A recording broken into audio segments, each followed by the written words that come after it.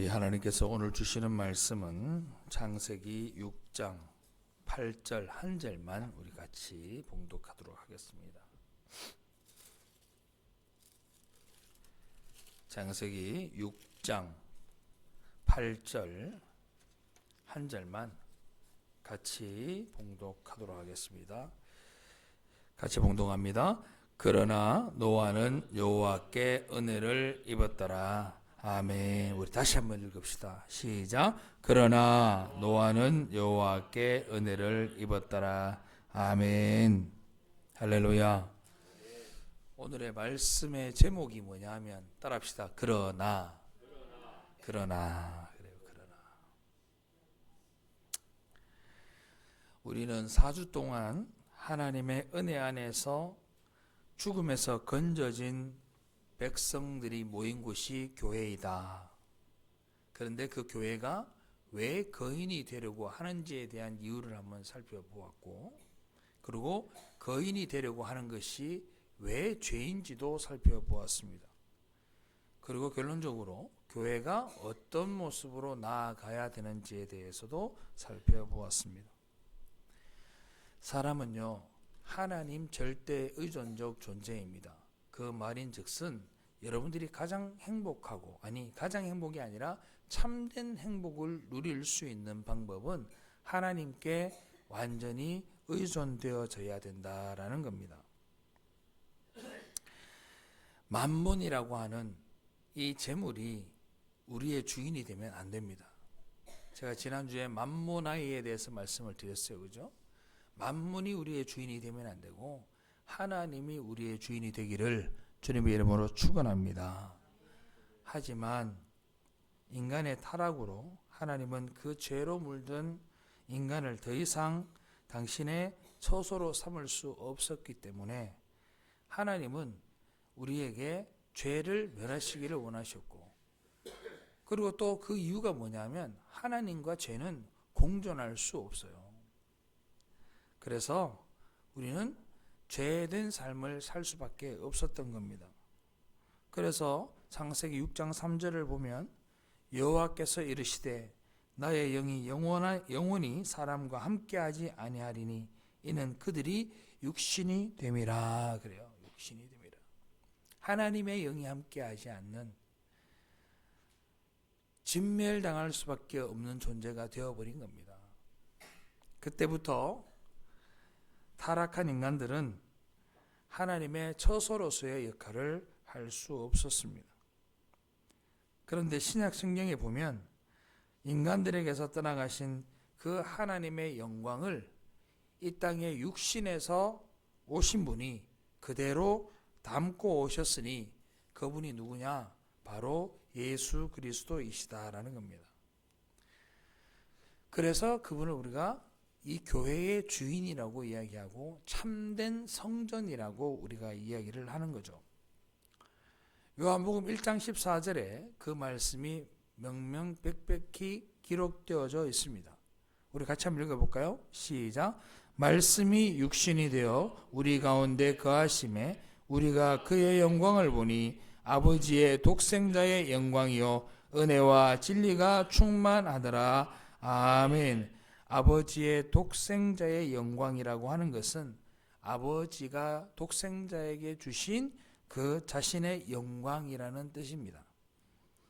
뿐만 아니라 주님은 그 아버지의 영광을 그대로 입고 다시 오실 것도 우리에게 이야기하고 있습니다.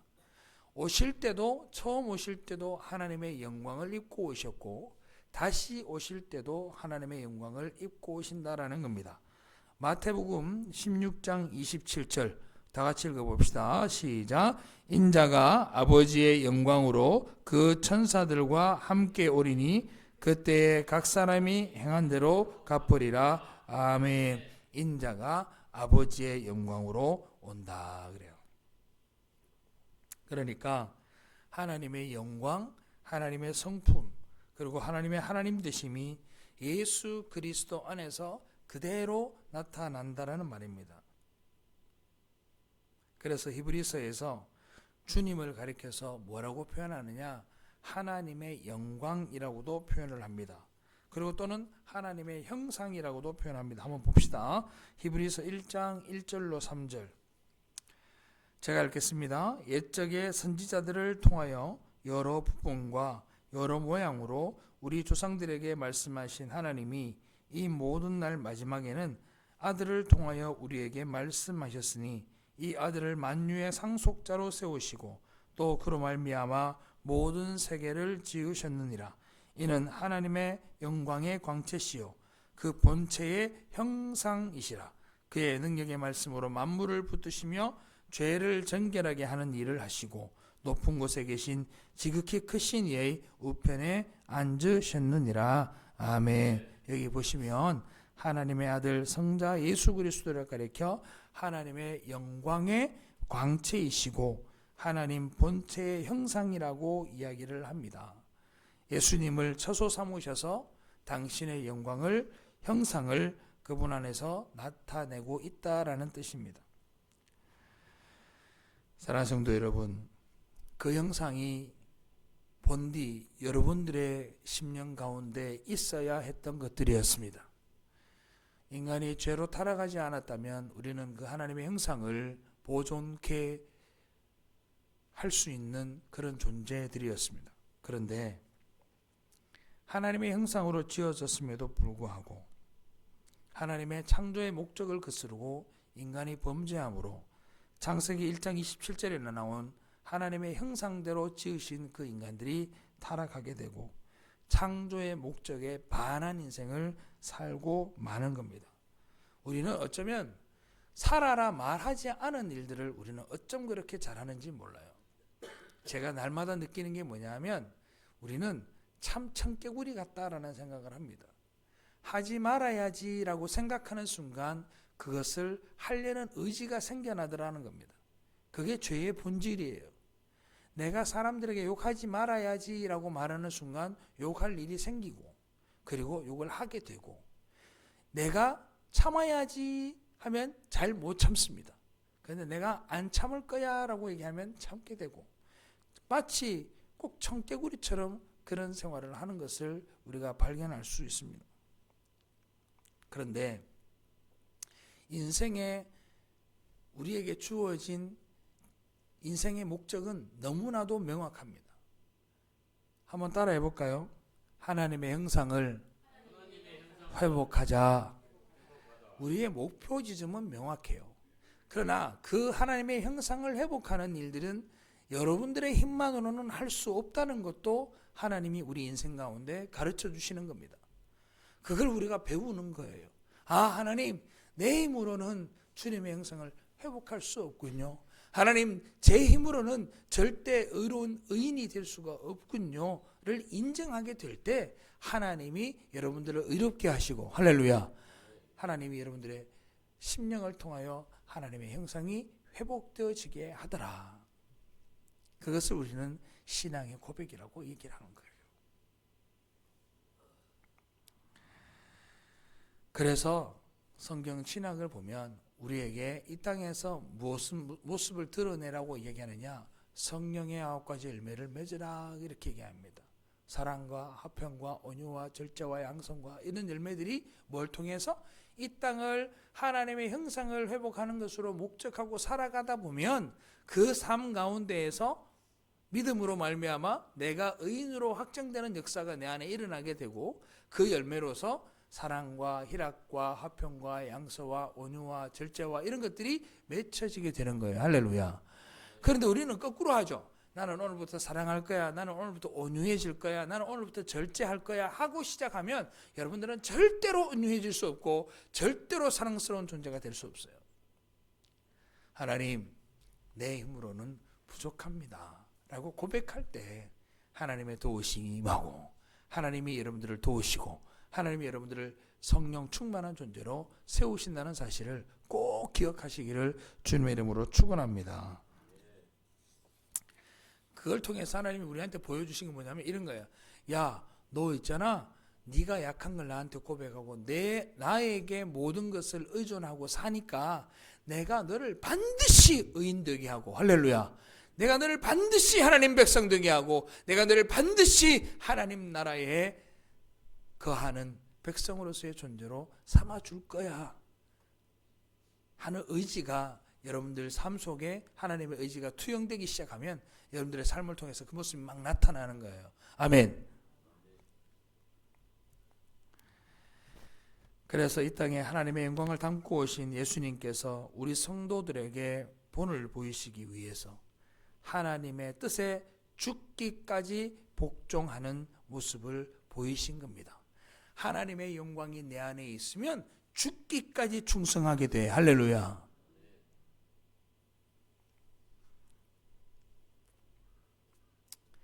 하나님의 은혜는요 무한하거든요. 하나님의 사랑도 무한합니다. 그래서 제가 여러분들에게 이걸 어떻게 표현하면 좋을까 생각을 하다가 제가 지금부터 한번 예를 들어 설명을 해볼게요. 풍선이 있어요.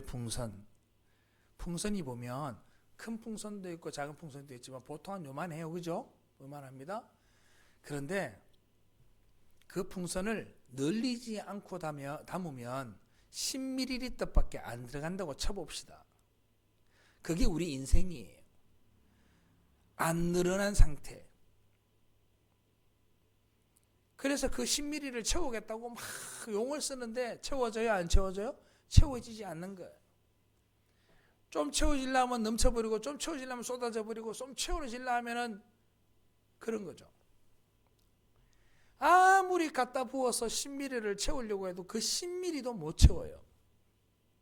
그런데 하나님의 성령의 바람이 이 풍선으로 唰 들어오게 나면 이게 10ml를 담는 그릇이 아니라 하나님의 무한한 은혜와 사랑과 충만하심이 이 풍선에 가득하게 돼요. 가득하게 돼요. 무한대로 늘어날 수 있어요. 하나님이 여러분들에게 주신 선물은 무한대로 확장될 수 있는 하나님 의존적인 인생을 살 수 있도록 해주셨다고. 하나님을 의존하면 의존할수록 이 풍선은 더 많이 늘어나고 하나님께 기대면 기댈수록 하나님의 사랑은 더욱더 크게 다가오는 건데, 그런데 하나님을 만나지 못한 사람들은 어떠냐? 이 성령의 바람이 들어오면 이 풍선이 터질 것 같으니까 이걸 받아들이지를 못하는 거예요. 풍선이 쏴 하고 바람이 들어오니까 사람들이 이 은혜가 들어오면 이 풍선이 곧 터질 것 같으니까, 이것이 들어오면 내가 늘어나서 죽을 것 같으니까, 예수를 믿으면 죄악 속에서 나는 죽을 수밖에 없는 존재라는 게 막 드러나니까 그게 두려워서 늘어나기를 거부하는 거예요.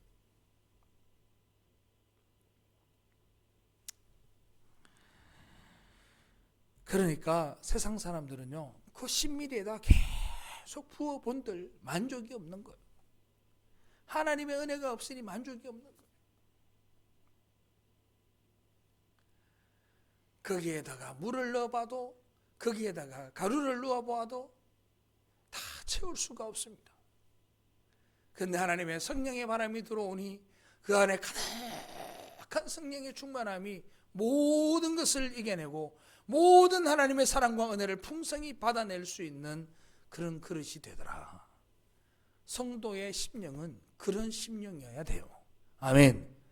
터질 것 같죠? 안 그래요.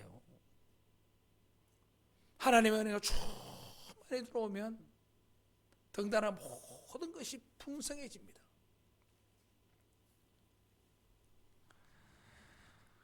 그런데 하나님의 품을 떠난 사람들은 하나님의 생명력을 거부하고 자신들이 스스로 왕이 되고 네피림이 되고 용사가 되려 하니 그 하나님의 떠난 자들은 영원한 죽음의 증상들을 맞이하게 되는 겁니다. 그래서 하나님은 당신의 백성들에게 이 역사와 인생과 성경 말씀을 주시고 하나님께 순종하고 의존하며 그분께서 주시는 모든 것을 다 받아 누리는 자들만이 영원한 만족과 행복에 이를 수 있음을 경험하게 하시는 거예요. 할렐루야. 이 땅에서 그런 거 경험하는 거예요. 충분히 경험하고 가는 거예요. 야, 하나님의 은혜를 부어주시니 너무너무 놀라운 것들을 경험하고 가는 거죠. 그 풍선을 우리는 불게 할 수 없지만 주님은 성령의 바람으로 불게 하시니 그 목표 지점에 도달할 수 있는 은혜는 하나님의 능력으로만 가능한 줄로 믿으시기 바랍니다. 하나님은 바로 그 순종과 은혜의 필연성을 강제나 억압이나 강요의 수단이 아니고 설득과 교육과 훈련과 경험으로 체득하게 하시기 위해서 역사 속에서 여러분들이 인생이라는 것을 살아가게 하시고 그 역사와 인생을 통해서 여러분들이 그걸 경험할 수 있도록 경륜해 가시는 거예요. 그렇기 때문에 하나님을 만난 성도들만 이 역사와 인생의 참된 의미를 알 수가 있습니다. 하나님을 모르는 사람이 인생의 참된 의미를 알아요? 아닙니다. 절대 알 수 없습니다. 제가 장담컨대 절대 알 수 없습니다. 세상에 있는 많은 사람들을 만나서 이야기해 보세요. 그 사람들이 인생을 마치 다 아는 것처럼 이야기하지만 아무리 인간이 가진 철학과 언어로 그 모든 것들을 표현하더라도 하나님의 놀라우신 경륜과 역사는 다 표현할 수 없고 거기에는 반드시 오류가 존재합니다. 그러나 하나님이 이끌어 가신 하나님의 백성들, 하나님이 택하신 그 여러분들의 인생은 그 택함받은 성도들은 하나님의 놀라우신 역사들을 깨달아서 하나님만 의지하고 살게 되더라는 겁니다. 그래서 복음을 아는 사람만이 인생의 목적을 정확하게 세울 수 있는 것이고 그 인생의 목적을 향해서 하루하루를 열심히 살아갈 수 있는 겁니다. 다른 사람들은 이 역사를 통해서 배우는 것이 뭡니까? 어떻게 하면 내가 거인이 될 수 있을까? 어떻게 하면 내가 용사가 될 수 있을까를 평생 허덕이다 그 인생을 마무리하고 말게 되는 거예요. 그러니 여러분들이 받은 은혜가 얼마나 큰지요.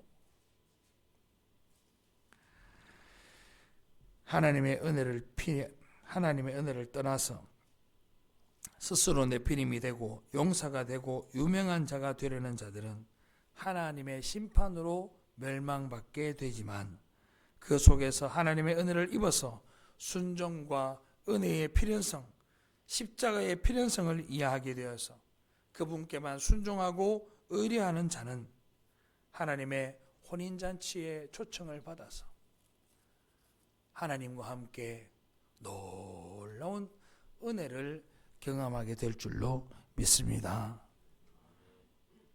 그래서 우리들은 그 은혜에 반응을 하는 거예요. 따라합시다. 반응하다.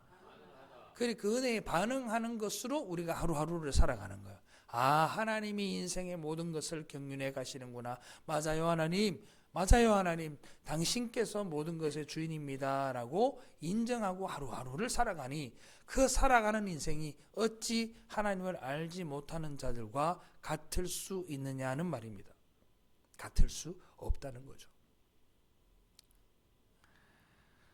그래서 오늘 우리가 꼭 알아야 될 이 말씀의 제목은 따라합시다. 그러나의 은혜. 그러나 하는 은혜입니다. 모든 피조물이 다 멸망당할 때 그러나에 속한 그 8사람만 하나님께 은혜를 입었습니다.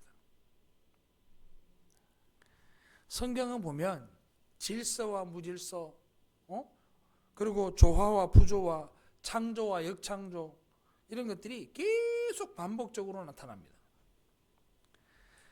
하나님께서 질서를 세우시면 그 질서를 인간이 깨고 하나님이 온전케 하시면 인간이 그것을 박살내고 하나님이 회복시켜 주시면 인간이 또 그거를 상처내고 성경은 계속해서 반복적으로 그 일이 일어나요.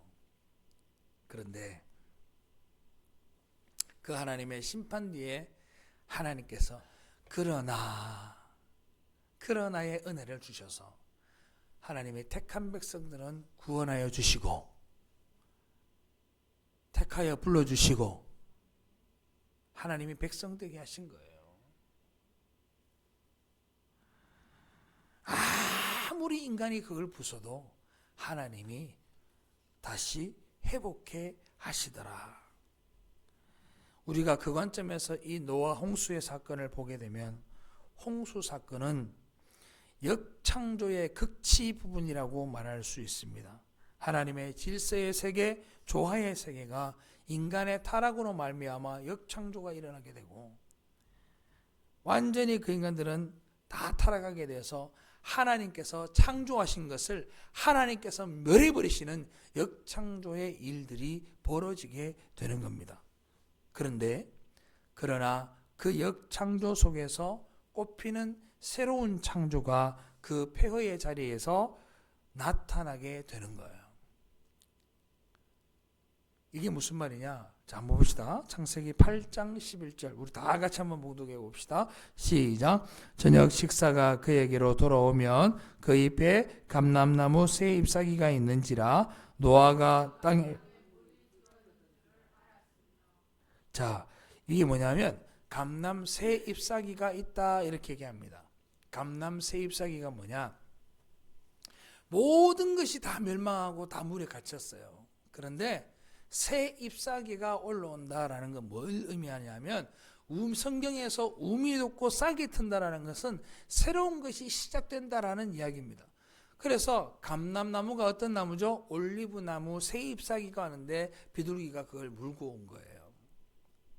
이게 하나님의 새로운 창조의 시작이 이르렀다라는 걸 보여주는 거예요.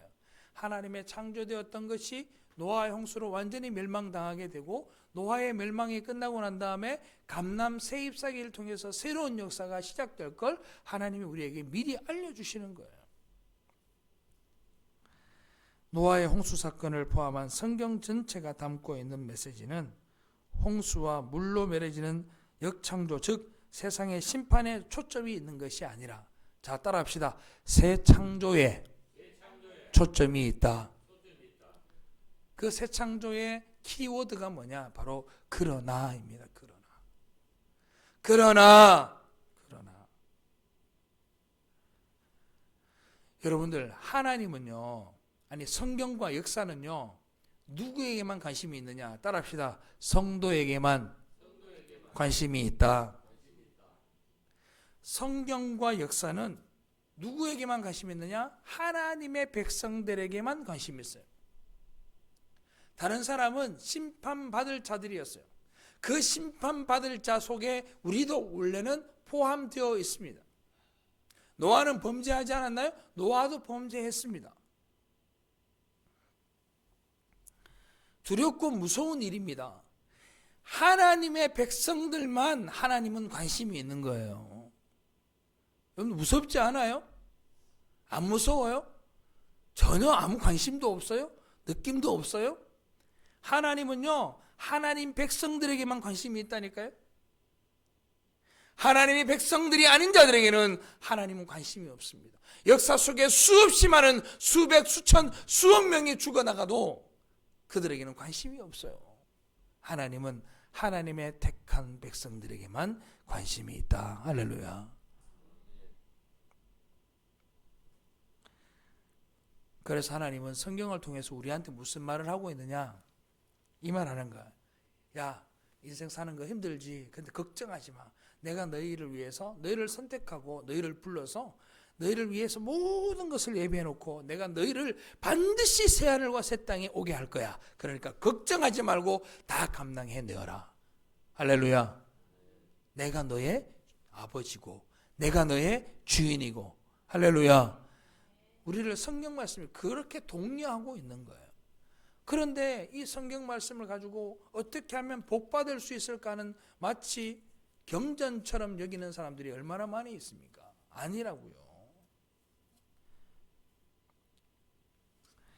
그래서 성경은 우리에게 너희들이 왜 말을 나한테 의존하고 살아야 되는지, 왜 너희들이 내 말을 들어야 되는지, 왜 너희들이 기도를 해야 되는지, 왜 너희들이 자복하고 회개하고 이 땅에서 그렇게 붙어서야 되는지에 대해서 성경은 우리에게 계속 이야기하는 거예요. 왜? 그걸 통해서 너희들이 나를 알아라, 너희들이 나를 알아라, 나를 만나라, 그리고 나에게 신앙의 고백을 하고 너희들이 죄인인 것을 고백하라고 성경은 우리에게 말하는 거예요. 그런데 우리는 어떻게 하느냐? 많은 사람들이 성경을 보면서 그래 나는 괜찮은 사람이야, 나는 착한 사람이야, 나는 의인이야, 나는 하나님 앞에 택한 백성이야, 나는 지옥에 가지 않을 수 있어, 이런 고백을 한다면 성경을 잘못 보고 있는 겁니다.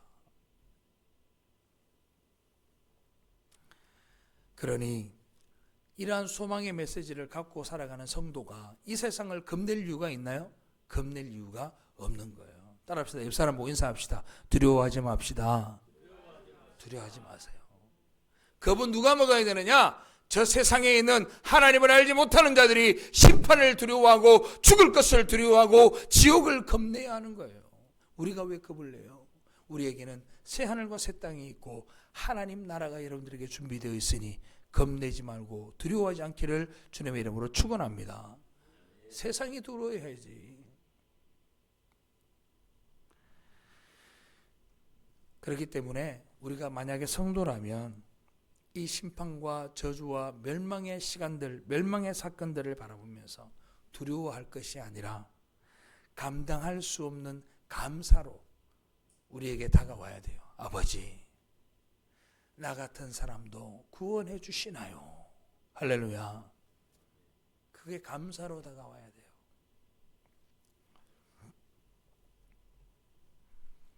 그걸 한마디로 표현한 게 오늘 본문 말씀이에요. 한번 읽어봅시다. 창세기 6장 8절. 다 같이 시작. 그러나 노아는 여호와께 은혜를 입었더라. 아멘. 그러나 그래요. 하나님의 한탄을 불러올 만큼 악한 불순종과 무질서의 상태 속에서도 하나님은 그러나의 은혜를 붙들고 계셔서 노아에게 그러나 노아는 여호와께 은혜를 입었더라. 할렐루야.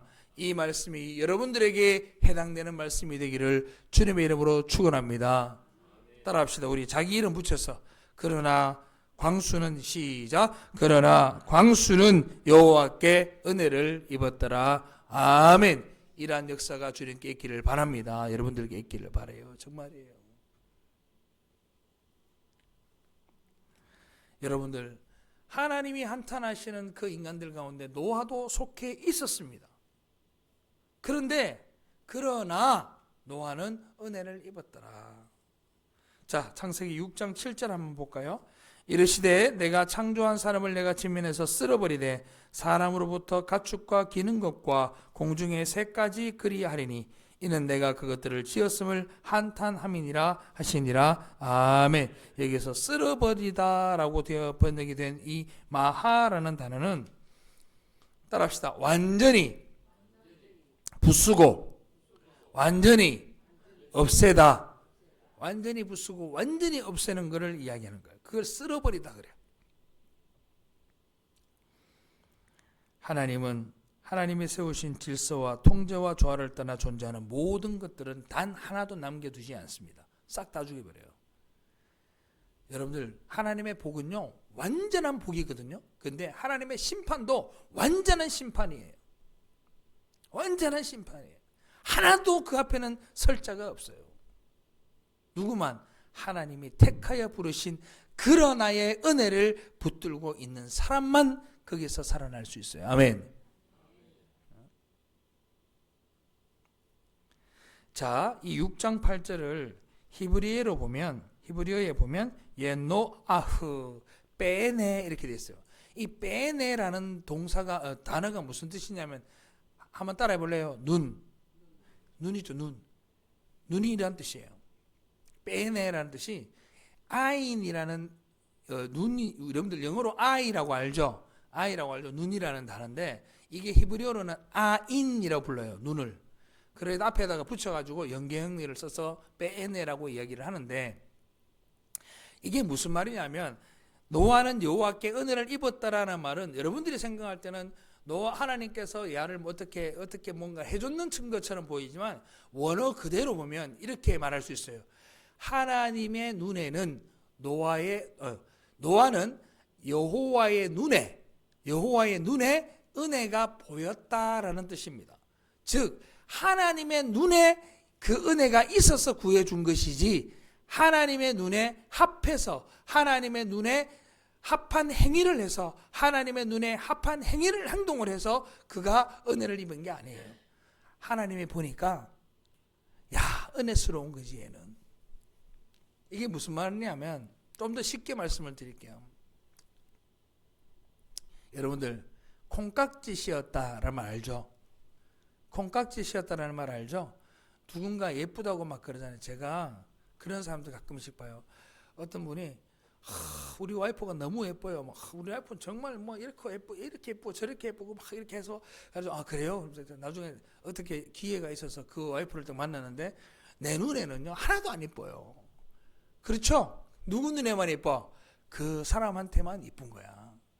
하나님이 뭔 말이냐 하면 하나님의 눈에 합한 사람을 택하신 거예요. 아멘. 여러분들도 하나님의 눈에 은혜가 있기를 주님의 이름으로 축원합니다. 그래서 택함 받은 거예요. 여러분들이 어디가 잘났어요? 객관적으로 한번 봐봐요. 뭐 그래 잘나고 그렇게 착하게 살았어요? 그렇지 않잖아요. 내가 여러분들의 삶들을 다 알아요. 우리가 뭐 그렇게 하늘 나라에 갈 만큼 착하게 살았어? 그렇지 않잖아. 하나님의 은혜 때문에 이 자리에 있고, 아멘. 여호와의 눈에 흡족해서 여러분들이 이 자리에 있는 거예요. 그 하나님의 은혜를 경험한 사람들, 그 사람들은요 그때부터 완전히 새로운 존재가 되는 거예요. 따라합시다. 새로운 피조물이다. 완전히 새롭게 된 피조물이에요. 자, 고린도 후서 5장 17절로 18절 우리 다 같이 한번 읽어봅시다. 시작. 그런즉 누구든지 그리스도 안에 있으면 새로운 피조물이라. 이전 것은 지나갔으니 보라 새 것이 되었도다. 모든 것이 하나님께로 났으며 그가 그리스도로 말미암아 우리를 자기와 화목하게 하시고 또 우리에게 화목하게 하는 직분을 주셨으니 아멘. 누구든지 그리스도 안에 있으면 새로운 피조물이다 그랬어요. 이제 여러분들이 신분적으로 원론적으로 여러분들은 완전히 새롭게 된 피조물이라는 사실을 믿으시기를 바랍니다. 그러니 새롭게 되었으면 새롭게 된 자로 삶을 살아야 되는 거예요. 아멘. 옛날에 있는 그런 관습들이나 옛날에 있는 모든 생각들을 다 내려놓고 하나님 앞에 완전히 새로운 사람으로 다가가야 된다고요. 근데 그거를 제가 그랬죠. 여러분들 힘으로는 못한다니까. 하나님 앞에 어떻게 하라고요? 낮아지고 또 낮아져서 하나님 앞에 기도하고 나아가는 거예요. 아멘. 기도하고 낮아지고 회개하고 주님 앞에 그렇게 나아갈 때 내가 어떻게 사라진다고? 하나님의 뜻 안에서 살아가는 그런 새로운 피조물로서의 삶들을 살아가게 돼요. 세상은 그러죠. 우리한테 예수 믿는 사람들을 바보라고 얘기하고 약해 빠졌다고 얘기하고 우유부단하다고 이야기하고 막 그렇게 이야기합니다. 근데 이 그러나의 은혜를 받은 노아는요 바보 중에도 상바보예요. 산 꼭대기에서 120년을 방주를 지었던 사람이 노아입니다. 여러분들 사람들이 보기에 누구를 더 무시할 것 같으세요? 여러분들은 사람들이 여러분들을 무시하면요 참을 수가 없어요. 네가 감히 요만큼만 무시당하는 느낌, 그 사람이 실제 무시한 게 아니라 무시를 한다는 느낌만 받아도 우리는 노발대발해요. 참지를 못해요. 분노를 표출해요. 네가 감히 이러고 있는 거예요. 얼마나 무지한 짓이에요. 근데 노아는 어때요? 바보 중에 상바보. 120년 동안 산꼭대기에서 배를 만들면서 얼마나 손가락질 받고 얼마나 무시를 당하고 얼마나 저주를 받았겠어요.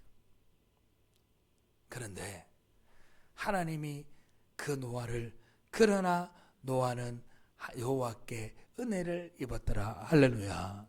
세상에 아무리 우리를 욕해도 하나님의 눈에 은혜가 있으면 여러분들은 하나님의 백성이 된 줄로 믿으시기 바랍니다. 정말이에요. 그런 은혜가 없었다면 제가 이 자리에 있고 제가 여러분들한테 말씀을 전하고 여러분들이 이 자리에서 하나님의 말씀을 듣고 순종하는 그런 인생을 살아갈 수 있을까? 결코 쉬운 일이 아니고 절대로 그런 일은 일어나지 않았을 거예요.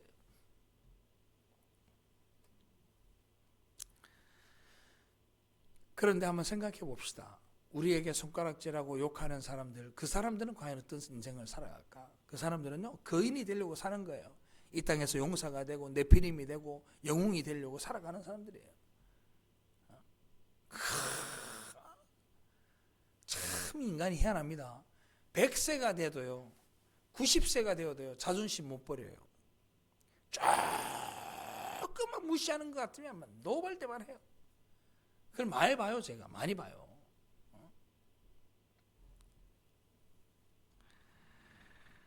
사랑하는 성도 여러분, 누가 여러분들을 무시하거든 웃어주세요. 네가 무시함으로 내가 하나님의 은혜를 경험한다. 할렐루야.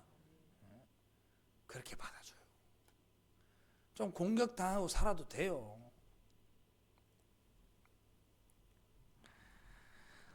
성도는 역사가 무엇이고 이 역사가 어디를 향해 달리고 있는지 정확하게 아는 사람들입니다.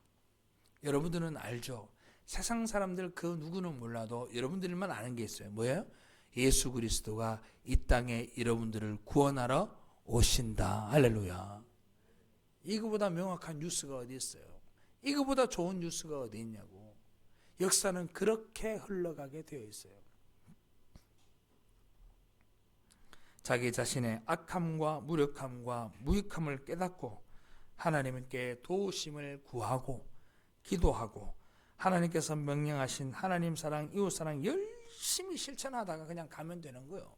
설사 내 몸이 걸레가 되더라도 내 인생이 사람들 보기에 너덜너덜해지더라도 우리가 그 길을 걸어가다 가면 그 끝에 누가 계신다? 주님이 계실 줄로 믿습니다. 사랑하는 성도 여러분, 따라합시다. 많이 당해주고 삽시다. 왜 약해요 목소리가? 다시 한번. 많이 당해주고 삽시다. 이 땅에서 많이 당하고 사세요. 괜찮아요. 하나님이 은혜를 주시면 여러분들 그 당하고 사는 게 다가 아니에요. 그 끝에 누가 있다고요? 새하늘과 새 땅에 계시는 주님이 두 팔 벌려 여러분들을 환영하고 계시니까 많이 당하고 삽시다. 당하는 사람은 하나님 앞에 엎드려 기도하게 돼 있어요. 고통받지 않는 사람이 여러분들 간절하게 기도하는 거 보셨어요? 아프지 않은 사람이 간절하게 기도하는 사람 보셨어요? 등 따시고 배부르고 걱정할 거 없고 근심거리 없는 사람은 하나님 앞에 기도하지 않습니다. 그래서 저는 가끔 그런 생각을 해요.